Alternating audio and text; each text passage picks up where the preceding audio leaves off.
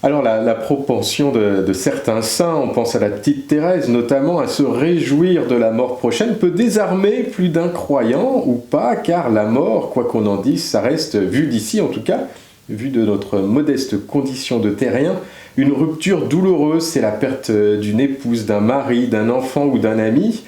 Alors, cette mort, sommes-nous vraiment faits pour la vivre? C'est la question que nous posons. Nous sommes ici au sanctuaire Notre-Dame de Montligeon, dans l'Orne, avec vous, don Guillaume d'Anselme. Bonjour. Bonjour. Vous êtes chapelain à Montligeon depuis 3 ans. Cette mort, est-ce qu'elle est naturelle? Est-ce qu'on est fait pour vivre cette épreuve douloureuse? Je répondrai à la fois oui et non selon la manière dont on considère les choses. Quand on regarde les grands philosophes, Heidegger nous disait l'homme est un être fait pour la mort. Donc dans son optique effectivement, et puis il commente un petit peu cela et réfléchit dessus, l'être dès qu'il vit est destiné à la mort. Il est tourné vers sa mort et il y a quelque chose de vrai car cela fait partie de notre expérience commune, qui est de voir que tout ce qui vit arrive à un moment donné ou à un autre à son terme. Les plantes, les animaux, l'être humain, tout ce qui vit, eh bien, trouve une fin à cette vie, et c'est ce qu'on appelle la mort. Donc, en ce sens-là, envisager une vie sans la mort nous est difficile. Pas impossible, mais difficile, parce que notre expérience nous montre que la vie s'achève avec une mort. La mort a donc un certain côté naturel et en même temps, nous sentons en nous une soif de vie, une soif d'infini contre laquelle la mort vient se mettre, que la mort vient heurter et qui nous choque, qui nous heurte, qui nous angoisse, qui nous fait peur, mais qui nous semble de cette manière justement non naturelle. Lorsqu'on est témoin de la mort de ce qu'on aime, eh bien, on a vraiment ce sentiment d'incompréhension face à ce qui paraît absurde, dénué de sens contre nature. Il y a différentes morts. Là, je suis très, très concret pour le coup. Je quitte un peu les philosophes. Il y a différentes morts. La mort d'un grand-parent qui meurt à la fin de sa vie après une vie pleine et remplie, c'est différent de la mort d'un enfant. Oui, il y a différentes morts en ce sens-là. C'est vrai qu'il y a quelque chose de plus attendu dans la mort d'une personne âgée qui, à 92, 95, 102, 105 ans, meurt entourée de sa famille, mais après une vie bien remplie, et puis une vie qui est fauchée, je dirais, à l'aube un petit peu du moment où elle devrait démarrer. Malgré tout, quelle que soit la mort, il y a toujours quelque chose de choquant, même s'il peut y avoir une continuité, une attente plus grande, effectivement, lorsque la mort est attendue à cause de la maladie, de la vieillesse, de l'âge, etc. Voilà. Malgré tout, je crois que dans toute mort, il y a quelque chose qui nous choque. Nous sentons qu'il y a quelque chose qui n'est pas complètement naturel dans la mort. Et du coup, je citais Sainte Thérèse de l'Enfant Jésus, pour le coup, qui est morte très jeune, qui est morte avant sa mort naturelle. Et quand on lit certains saints, on a l'impression qu'ils se réjouissent de cette étape de la mort, de cette échéance inéluctable qui est la mort. Et pour des êtres humains, et même pour des chrétiens croyants, c'est des paroles qui peuvent être assez difficiles à entendre. Oui, Sainte Thérèse est morte à 24 ans de maladie. Elle est morte naturellement puisqu'elle est morte de maladie, mais jeune, effectivement, très jeune, après avoir beaucoup marqué, enfin en tout cas c'est surtout après sa mort d'ailleurs qu'elle a beaucoup marqué par ses écrits. Je pense que effectivement on a cette parole de Sainte Thérèse, je ne meurs pas, j'entre dans la vie, qui est très belle. Il faut quand même se souvenir que Sainte Thérèse est une carmélite, que les carmélites méditent toute leur vie sur la mort, et qu'effectivement elle l'avait préparée sa mort d'une certaine manière. Les carmélites, on les représente souvent avec un crâne à côté de leur lit, parce qu'elles justement, elles réfléchissent, elles préparent leur mort. Donc quand Sainte Thérèse dit cela, je dirais que ça a plus de poids que celui qui n'a jamais voulu la considérer, cette mort, et qu'elle surprend. Néanmoins, c'est vrai que dans cette parole de Sainte Thérèse, nous avons Saint Paul qui nous dit pour moi mourir c'est le Christ, et j'aimerais d'une certaine manière mourir pour être avec lui. Voilà, dans les lettres de Saint Paul. Et en même temps, Si je dois être encore utile sur cette terre, eh bien, je préférerais demeurer. Et on sent que saint Paul est un peu pris entre les deux, mais nous avons ces témoignages d'un certain nombre de saints qui voient la mort comme une entrée vers la vie éternelle, comme un passage vers le Christ. C'est-à-dire, en utilisant ces termes, je reprends des passages du catéchisme de l'Église catholique. Le chrétien qui unit sa propre mort à celle du Christ voit justement cette mort comme une venue vers Jésus et une entrée dans la vie éternelle. Donc, cela n'enlève pas le côté, je dirais, douloureux, le côté contre nature un petit peu de cette mort, mais cela lui donne son sens. La mort, dans la théologie chrétienne, dans la théologie catholique, nous disons que d'une certaine manière, et c'est ce que je disais un petit peu au début, elle est à la fois naturelle, puisque nous voyons que tous les êtres vivants passent par elle, et elle est contre nature, en tout cas elle nous heurte, parce que la Bible nous dit d'une certaine manière que l'homme n'était pas fait pour mourir, et que Dieu, dans sa sagesse, avant le péché, avait ou aurait donné à l'homme un petit peu le don d'immortalité. C'est ce qu'on appelle les dons préternaturels, les dons qui étaient au-dessus de la nature, pas requis par sa nature, parce qu'en soi, tout être vivant est destiné à mourir, mais des dons qui étaient malgré tout conformes à la nature, même s'ils étaient un petit peu au-dessus de la nature. Et donc dans ce cas-là, d'où vient la mort dans le monde? Et le livre de la sagesse nous dit, la mort est entrée dans le monde comme salaire du péché. C'est parce que l'homme s'est détourné de la source de la vie, qui était Dieu, parce qu'en péchant, il a dit à Dieu « Je ne veux pas recevoir ma vie de toi », qu'il se tourne vers le contraire de la vie qu'est la mort. En ce sens-là, la mort est une malédiction. Malgré tout, et c'est donc ce qu'ont vécu les grands saints, comme vous parliez de Sainte Thérèse et on pourrait en citer d'autres, les grands saints, eh bien, en vivant leur vie à la suite du Christ, se rendent compte que cette malédiction peut être vécue à son tour comme une manière d'avancer vers le Christ et de vivre cela dans une continuité. À la suite du Christ, mourir nous amène vers la vie.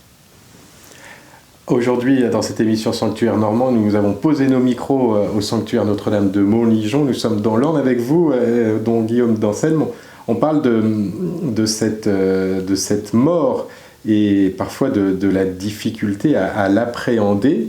On comprend que cette mort est liée au péché, que cette mort finalement, sans être naturelle, est nécessaire dans le contexte du péché pour accéder à la vie éternelle.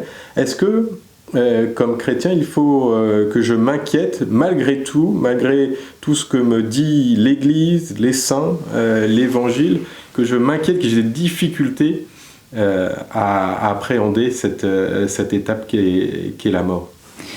Je ne sais pas s'il faut qu'on s'inquiète de la mort. Ce que je constate, c'est que, d'une certaine manière, le Christ lui-même a vécu une mort qui à la fois est un acte d'abandon et de confiance, et son dernier cri « Père, entre tes mains, je remets mon esprit » en témoigne, et en même temps, il a aussi vécu une mort qui était un acte de combat, un acte difficile. Père, s'il est possible, que cette coupe s'éloigne de moi, cependant, non pas ma volonté, mais la tienne. Et nous voyons dans le Christ les deux exemples un petit peu d'une mort qui est à la fois combat, douloureuse et en même temps abandon. Je ne sais pas s'il faut que nous vivions telle ou telle chose, je constate que d'une certaine manière, les différentes manières de mourir sont assumées par le Christ, qu'elles peuvent être dans les deux cas un moyen de le rejoindre, soit un combat contre cette mort qui nous répugne, qui nous est difficile, une épreuve et nous passons avec le Christ à travers cette épreuve, soit au contraire, ou en même temps, un abandon à la providence et nous passons avec le Christ vers cette vie. Et je crois que les deux peuvent être vécus chrétiennement. Donc Guillaume, on vient de vivre cette fête de Pâques qui commémore ce mystère pascal du Christ qui meurt et qui meurt pour ressusciter et pour nous sauver du péché. En quoi ce mystère pascal nous aide aussi à appréhender cette échéance inéluctable de la mort? Et je dirais qu'il nous aide à appréhender cette échéance qu'est la mort en lui donnant un sens. Nous aurions bien aimé que Dieu vienne nous éviter d'avoir à passer par la mort. C'est pas ce qu'il a voulu faire. Après le péché, nous aurions bien aimé, nous aimerions bien ne pas mourir. Et le Seigneur a voulu répondre à notre soif de vivre. D'ailleurs, cette soif, ce désir qu'il lui-même a mis en nous, ce désir de vie, il a voulu répondre non pas en nous évitant la mort, mais en nous montrant comment la vivre en la donnant pour les autres et en trouvant ainsi sa vie. Ce sont des paroles fortes dans l'Évangile quand Jésus nous dit « Celui qui cherche à garder sa vie, celui-là la perdra. Mais celui qui accepte de la perdre, celui qui accepte de passer par la mort, celui qui accepte de passer par cette épreuve, celui-là sauvera sa vie, celui-là vivra éternellement. » Donc Guillaume d'Anselme, une tentation de l'homme face à la mort, qui a toujours existé, et qu'on retrouve d'ailleurs dans certaines croyances ou religions d'Orient, on peut penser à la réincarnation, etc., d'échapper à la mort, d'acquérir la vie éternelle, apparaît aujourd'hui, par l'intelligence humaine, par la technique, de plus en plus crédible. C'est toutes les avancées de la médecine, de la technologie, c'est toute l'intention aussi du transhumanisme de se libérer de cette échéance qu'est la mort. Comment le chrétien, face à ces avancées extraordinaires de la science aujourd'hui, peut-il se positionner ? Alors, je dirais, pour répondre à votre question, il y a même deux questions. D'abord par rapport aux sagesses orientales, par rapport au bouddhisme, par rapport aux théories de la métempsychose, de la réincarnation. Je ne veux pas dire d'erreur, je ne suis pas spécialiste, mais il me semble qu'il ne s'agit pas tant d'échapper à la mort que plutôt une conception de la vie dans laquelle on se rend bien compte que notre vie, une seule vie, ne suffit pas à déployer toutes les possibilités de l'être humain. C'est une manière de répondre à ce désir qu'a l'homme de vivre et de se dire finalement une vie qui s'arrête sans sens parce qu'il y a eu un accident, parce qu'il y a eu une mort, ce n'est pas possible. Donc il y a certainement comme un cycle avec différentes vies qui sont vécues les unes à la suite des autres. Et je termine une vie et je repars sur une autre vie. Et donc cela veut dire nous mourrons plusieurs fois et nous vivons plusieurs fois des vies différentes. Voilà. C'est quelque chose, ce n'est pas la foi de l'Église dans laquelle nous ne mourrons qu'une fois. Et cette vie est d'autant plus importante que nous ne mourrons qu'une fois, non pas pour que tout s'arrête après la mort, mais pour que après la mort nous puissions entrer, c'est en tout cas ce à quoi tout homme est appelé, entrer dans la vie éternelle avec le Christ. Et sur la question peut-être plus occidentale d'ailleurs de la tentation d'échapper à la mort qu'on voit très présente avec les théories du transhumanisme aujourd'hui, comment le chrétien face à des évolutions techniques et scientifiques qui pour le coup sont bien réelles, peut-il se positionner ? Il y a quelque chose de beau dans la manière dont la technique, la médecine, la science peut nous aider à continuer la vie, à pallier un certain nombre de déficiences de la nature et effectivement nous aider à soigner ce qui peut l'être. Il y a aussi une tentation dans le transhumanisme qui vient finalement à nier la mort, à dire d'une certaine manière, eh bien, nous pourrons dépasser la mort et vivre toujours. Une tentation finalement à vivre cette vie pour toujours, à vouloir installer sur cette terre, par la science, le paradis terrestre, justement, ce paradis dans lequel la mort n'existe plus. Je dirais que ça relève effectivement de ce désir de vie qui est inscrit dans le cœur de l'homme, mais c'est aussi une tentation un petit peu démoniaque. Si le Christ a voulu connaître la mort, c'est pour nous aider à passer ce passage de la mort, pas pour nous l'éviter. Et à travers cela, il y a un refus de notre nature mortelle, il y a un refus du fait qu'effectivement la mort a aussi quelque chose de naturel. Il y a une volonté de vivre une vie indéfiniment prolongée. La vie éternelle, ce n'est pas une vie indéfiniment prolongée, c'est une vie en plénitude. Ce ne serait pas un temps qui dure, on a du mal à l'appréhender, mais la vie éternelle, ce n'est pas un temps qui dure sans fin, et comme le dit Woody Allen, sinon à la fin ça commence à devenir long, c'est plutôt une intensité qui fait qu'on vit pleinement ce qu'on vit. Mais ça, nous le découvrirons au ciel. Un grand merci, dont Guillaume d'Anselme, de nous avoir un peu éclairé sur cette question ô combien fondamentale qui est celle de la mort. On se retrouvera dans un mois, ici à Montligeon. On continuera à parler de cette question de la mort, mais notamment de cette nécessité de se dépouiller pour vivre pleinement cette étape. Merci beaucoup. Avec grand plaisir, merci.